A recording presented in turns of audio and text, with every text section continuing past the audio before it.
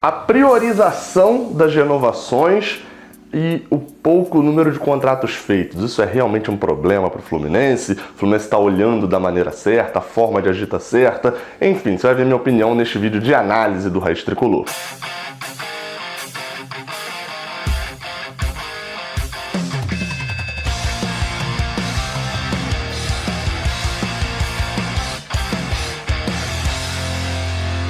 Seja bem-vindo, você guerreira de todo o Brasil, de todo mundo, aqui é o canal Raiz Tricolor. Hoje é quinta-feira, dia 19 de dezembro, e hoje eu sou o Gabriel Amaral, prometo ser daqui a um bom tempo também, continuar sendo o Gabriel Amaral, jornalista tricolor. Você é o web espectador que dá o like aqui embaixo, não se esquece do like! Não se esquece, você normalmente se esquece aí, eu sei que você se esquece, então não vou nem citar nome aqui não, para não envergonhar ninguém, mas dá o like aqui embaixo. Não se esquece também de se inscrever no canal, ativar o sininho, se ser o primeiro a assistir o vídeo aqui do canal, e se você não for ser o primeiro, pelo menos pra você não esquecer de assistir nenhum vídeo.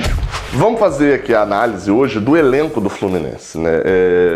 A forma de agir. Porque vamos lá, vamos fazer uma retrospectiva aqui mental rapidinho. Lembrando que hoje, na data de lançamento desse vídeo, foi a apresentação do Odair Hellmann, treinador do Fluminense pro ano que vem. E também teve uma mini coletiva ali com o presidente, com o Paulo Angione, presidente Mário Bittencourt. Mas para fazer esse histórico aqui sobre renovações, vamos lembrar do final de 2018. O Fluminense do time titular, que termina em baixa o ano, é verdade, a gente tinha um drama ali de saber que quase ninguém daquele time titular ficaria para 2019, todo um problema generalizado e que de fato se confirmou. A gente até esquece um pouco daquele drama porque as contratações também não foram tão ruins, né, para 2019. Mas vamos lembrar que ao final de 2018 e o início de 2019, só 3 jogadores do time titular ali permanecem, porque na zaga Digão, eu não vou nem considerar Ibanes, porque ele vai embora depois de 2 jogos, então ele na teoria não permanece, né, mas Digão, que estava em 2018 e é renovado o empréstimo para 2019, Everaldo e Luciano. E isso considerando que Everaldo e Luciano são jogadores que já tinham contrato com o Fluminense, ou seja, não precisou ser feito nenhum esforço para que eles renovassem o contrato, e no caso de Digão foi renovado o empréstimo. Ou seja, do time do final de 2018 para 2019 era algo completamente novo. Se isso era bom ou ruim, esse juízo de valor não vou fazer. Estou fazendo só em relação a planejamento e a como foi feito para este ano. Para 2020, a gente vai vendo que o objetivo principal do Fluminense hoje para um elenco, um time, né? Vamos usar o time titular aqui como um time que terminou em viés de alta. Vamos lembrar, das últimas 10 partidas, se eu não me engano, a gente só perde uma, ou 9 só perde uma, acho que é isso. Das últimas 9 a gente só perde uma. Vence 4 e empata 4. Teve bons resultados na reta final do campeonato e resultados perdidos de bobeira por postura do time, como por exemplo contra o Atlético Mineiro e contra o Avaí. Poderiam deixar esses números melhores ainda. Mas enfim, com esse time em viés de alta, a gente se preocupou muito em perder de novo todos os jogadores. E desse ano era pior, porque dos 11 titulares ali do final do ano, 8 não tinham contrato para 2020. Então era uma dificuldade extrema de recuperação e de renovação mesmo para os jogadores. Dos 3 que têm contrato, né, tinham contrato já para esse ano, Muriel, ou o goleiro que estivesse, né, pode ser também o Marcos Felipe, que também tem contrato para 2020, o atacante Marcos Paulo e o meia Ganso. Esses 3 ali, quando o Ganso se machucou, entrou o Nenê também, que também tem contrato para 2020. Esses 3 já tinham contrato, não precisou de nenhum esforço. Agora, das outras posições, o Fluminense conseguiu a renovação de Gilberto. E por que eu digo conseguiu? Porque não foi no normal. Sabe qual era o normal para renovar com o Gilberto tranquilão? Ele pertence à Fiorentina, o Fluminense tinha que desembolsar quase 16 milhões de reais para comprar Gilberto. O Fluminense conseguiu nessa composição, para comprar metade de Gilberto, se eu não me engano, o Fluminense conseguiu nessa composição pagar pouco mais de 1 milhão de reais, e ele nem tá pagando, mas ele não tá tirando do caixa hoje para pagar, ele tá descontando da venda de Pedro lá para Fiorentina, pouco mais de 1 milhão de reais para poder ficar com o lateral direito. Vamos lembrar que procura no mercado aí um lateral direito que seja útil numa Série A, como o Gilberto foi, esse ano com muitas fases baixas, mas vamos combinar que ele, pro campeonato que a gente jogou, ele foi útil em alguma parte ali do campeonato, e acha algum que esteja fácil de contratar. Não é tão simples. Foi feita a renovação com um valor bem mais baixo. Na zaga, Nino, o Fluminense comprou 60% dele lá diante do Criciúma. O trato era comprar 50% por 5 milhões e o Fluminense conseguiu comprar 60% pelo mesmo valor. Lembrando que também não gastou R$1 do caixa hoje, porque 3 milhões era uma dívida do Corinthians ainda por Sornosa, que ainda ia pagar, segundo o Mário Bittencourt, era só para o meio de 2020. O Corinthians vai quitar 3 3 milhões diretamente com o Criciúma, e o Fluminense tem 2 milhões parcelados para pagar com o Criciúma, ou seja, não gasta o dinheiro do caixa hoje. O outro zagueiro que terminou ao lado de Nino foi Digão. Vamos lembrar que pro ano que vem ainda volta Matheus Ferraz, também de lesão, e a gente ainda tem no elenco Lucas Claro, Frazan e o garoto Luan, ou seja, já completaria ali o ciclo de zagueiros. E no caso de Digão, tá quase tudo certo para ele ficar no Fluminense, mas sem ser uma renovação de empréstimo. O Fluminense, que eu lancei um vídeo falando sobre isso hoje, o presidente garantiu que não quer renovar o empréstimo, pagando 100% dos salários, e a tentativa hoje, segundo ele, é adquirir o jogador, que o jogador se torne jogador do Fluminense e que aí sim renegocie o salário, etc. E que Digão assine o contrato com o Fluminense. Ou seja, mais um jogador que está muito perto de permanecer para 2020. Caio Henrique é lateral esquerdo e ele entra ali numa exceção. Por quê? 2 jogadores já saíram. Daniel, meio campo, e Johnny Gonzalez, atacante. Vamos combinar, são jogadores que jogaram bem em 2019, mas que não são insubstituíveis. Não é que não exista outro atacante como o Johnny Gonzalez tão fácil pra gente pegar. Obviamente fácil não, mas com um pouco de trabalho pode se achar. Daniel também é um jogador que deu muito certo no esquema que a gente jogava nesse ano, a gente não sabe como seria pro ano que vem. Então assim, agora Caio Henrique não. Caio Henrique é realmente um jogador diferenciado numa posição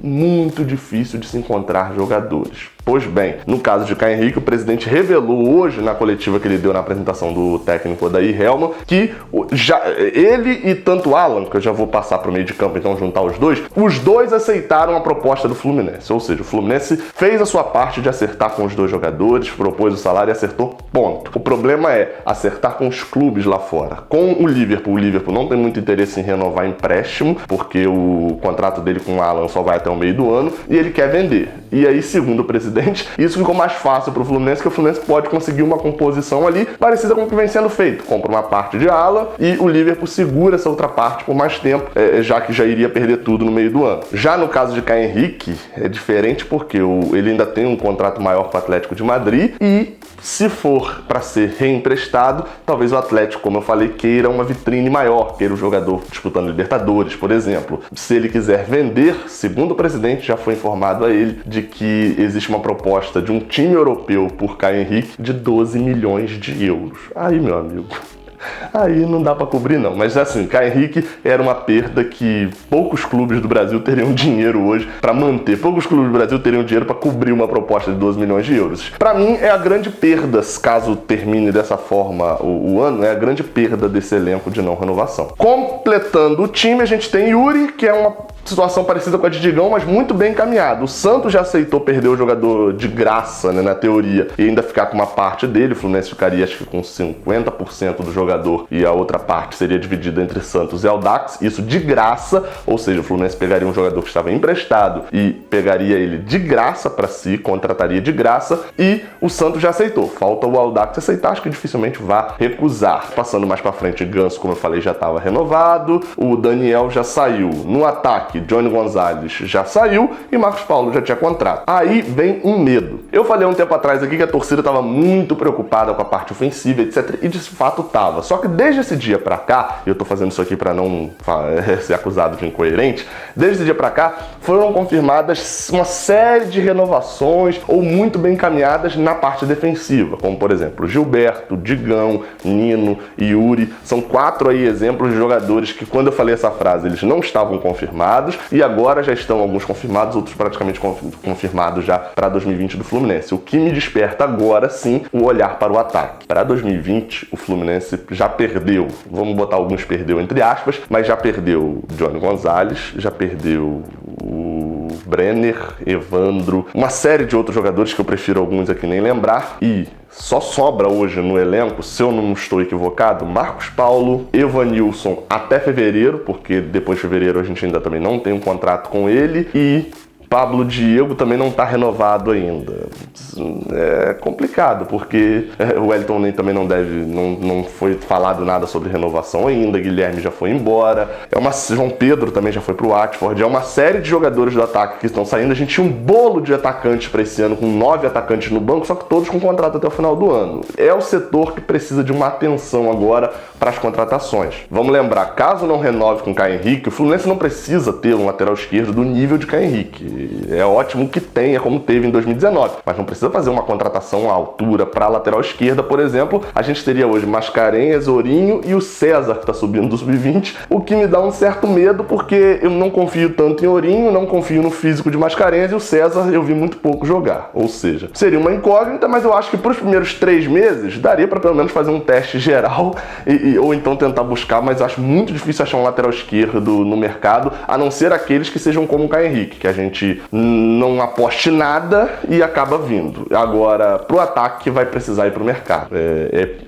Um setor perigoso e que o Fluminense tem uma gigantesca. Matheus Alessandro tá voltando de empréstimo, né? Lembrei de mais um aqui. O Fluminense tá agora com uma ampla área de ação de atacantes e de repente dá pra achar, tem um monte de atacante no mercado, mas precisa ser certeiro, porque a quantidade que tem hoje é baixa. A qualidade eu acho alta, porque pro ano que vem a gente tem hoje, se fosse começar o ano hoje, Marcos Paulo e Evanilson no ataque, Matheus Alessandro no banco. Eu acho a qualidade alta, né, do ataque titular, mas a quantidade também é muito importante, principalmente se o Odair for jogar no 4-1-4-1, né? A gente vai precisar dificilmente ele vai botar o Marcos Paulo como esse único centroavante, a gente vai precisar de número na frente também. Então é isso, pacotão de renovações feitos. Eu volto amanhã, nessa sexta-feira, com mais um giro de notícias ou qualquer outro tipo de vídeo, 6 horas da manhã, e nesta sexta-feira a gente começa a publicar aqui no canal as retrospectivas de 2019, são 10 vídeos muito interessantes, lembrando gols mais doídos, gols mais comemorados, golaços, piores jogos, etc,